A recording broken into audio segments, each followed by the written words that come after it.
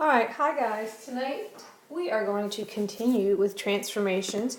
But we are going to focus on quadratic functions, which is pretty much going to be the rest of our unit. And remember, a quadratic function is a parabola. And how do we know it's a quadratic function? Well, we know that our x value will be squared, and that will give us a quadratic function. So we're going to take a look at a parent function, and then we're going to apply the types of transformations we've talked about already, which were translating it left and right, translating it up and down, stretching or compressing it, and then reflecting it over the x or y axis. So let's go ahead and get started. Okay, so for 1a, b, and c, we're going to list the transformations needed to graph the following. Remember that translations are done last. So if we look at letter A, y equals 2 times f of x minus 2 plus 2, we have three transformations going on here. We have the stretch of 2. It's going to stretch or increase the distance of our y values. It's going to increase it by 2 from the x-axis. We have a translation of 2 units to the right, which is we're going to add 2 to our x values, and we have a translation of 2 units up, which means we are going to add 2 to our y values. So when we do that, we have a vertical stretch of 2, the y-coordinates multiplied by 2. We translate the function 2 units right and 3 units up. In letter B, y equals 1/3 f of x minus 3 minus 6 minus 3. Again, here we have three types of transformations. The 1/3 is going to give us a vertical compression of 1/3, which means our y-coordinate is multiplied by 1/3, and that will decrease the distance from the x-axis by 1/3. X minus 6 is going to affect our x value, and this is a shift 6 to the right. We will add 6 to the x value, and then the minus 3 affects our range, and that is a translation of 3 units down, which means we're going to add 3 to our y values. So again, a vertical compression of 1/3, translation 6 units right and 3 units down. And finally, y equals negative f of x plus 3 minus 12. Again, there's three transformations here. That negative f, the negative on the outside, we have the negative function, is going to reflect our function over the x-axis, which means we have an x negative y. We do that first. Then we translate it 3 units to the left and 12 units down.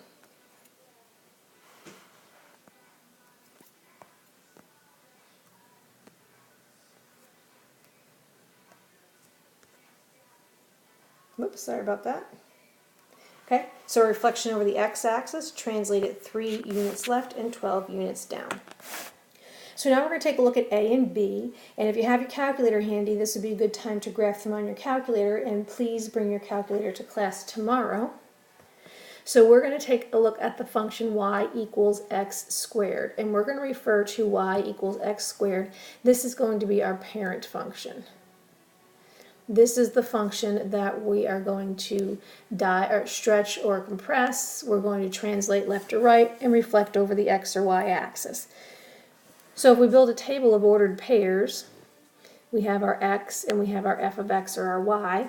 I'm going to use the points -2, -1, 0, 1, and 2. -2 squared is 4, 1 squared is 1, 0 squared is 0, 1 squared is also 1, and 2 squared is 4. So if we go ahead and graph that function, let's go ahead and do that. So 0, 0 is right here. Then we have -1, 1 and +1, 1, -2, 4 and +2, 4. And keep in mind a parabola is a curve, so our graph will be curved and it's open upward. So that is our parent function. Now we're going to take that parent function in example B, and we're going to look at the transformation that is happening. So we have a negative and we have 2. So we're going to do the reflection. So the negative means the first thing we're going to do is we're going to reflect over the x-axis. And what are we reflecting? We're reflecting this function right here, y equals x squared. And then our second transformation is we are going to have a vertical stretch of 2. So we can make a table with these coordinates. I'm just going to use the first, I'm going to skip -2 and +2 because they'll be too big for our graph. So I'm going to take a look at the point -1, 1. If we reflect it over the x-axis, it becomes -1, -1. A vertical stretch of 2 means we're multiplying the y coordinate by 2, and we end up with -1, 2. So -1, 2 is right here. 0, 0 is not going to change. If we reflect 0, 0 over the x-axis, it still becomes 0, 0. And if we multiply the y coordinate by 2, we still end up with 0, 0. And then the other coordinate I'm going to take a look at is 1, 1. So a reflection over the x-axis is 1, -1. A vertical stretch of 2 means we're multiplying our y value by 2, and we get 1, -2. And this was supposed to be -2, so let me fix that. So that's in the wrong spot. Sorry about that. So let me regraph. -1, -2 is right here, and then we have 1, -2 is also here. So here is our parabola reflected over the x-axis and has a vertical stretch of 2. Okay, so if you have to pause the video at any point during this video, you have to press pause, go ahead and do that so you can play catch up. All right, let's move on to examples C and D. Okay, example C. So again, we're still using our parent function of x squared. This time we have our new function is x squared plus 2. So this is going to translate that parent function 2 units up.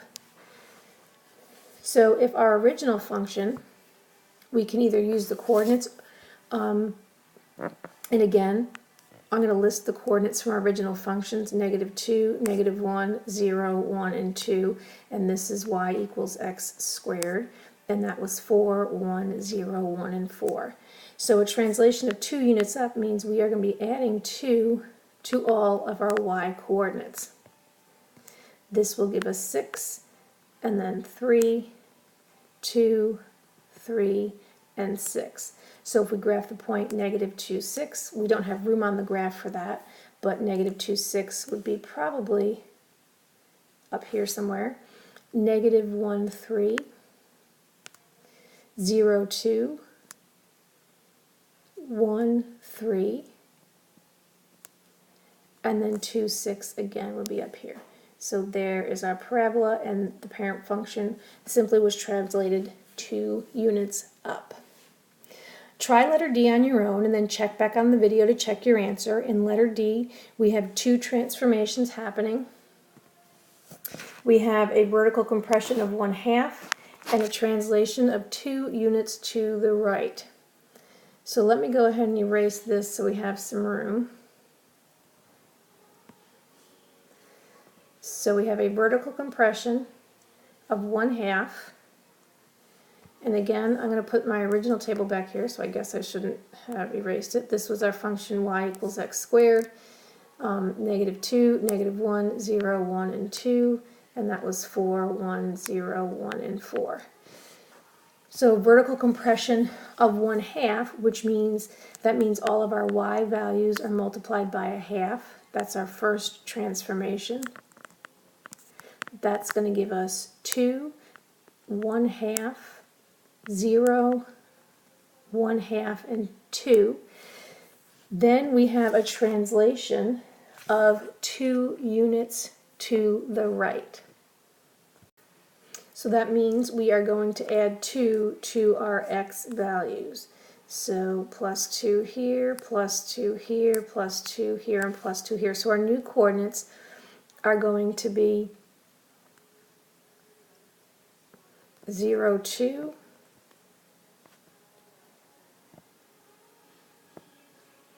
1 and 1/2, 2 and 0, 3 and 1/2, and 4 and 2. We'll see how many of those we can get on the graph. So let's start with 0, 2. 0, 2 is right here. 1, 1/2 is right here. 2, 0. 3, 1/2. And then 4, 2. And that gave us a vertical compression of 1/2, if we look back at the parent function, and a translation of 2 units to the right. Okay, now it's your turn for multiple choice question number 1. What transformation moved the graph of y equals x squared to the graph below? So here is our parent function, and here is the transformed function. What transformation was performed? So for A, B, C, and D, you have a couple choices. You could graph them all on your calculator and compare to the graph y equals x squared, or you use the rules that we discussed the past few days. And then in question number 2, write the quadratic equation that would transform y equals x squared, left 3 and up 4. So your equation should be in y equals format. So make sure you're writing in the y equals format, similar to what you see on A, B, C, and D for the answer choices in question 1. Be sure to put your questions or answers in the Google form, and if you have any questions, please put those there as well. Have a good night.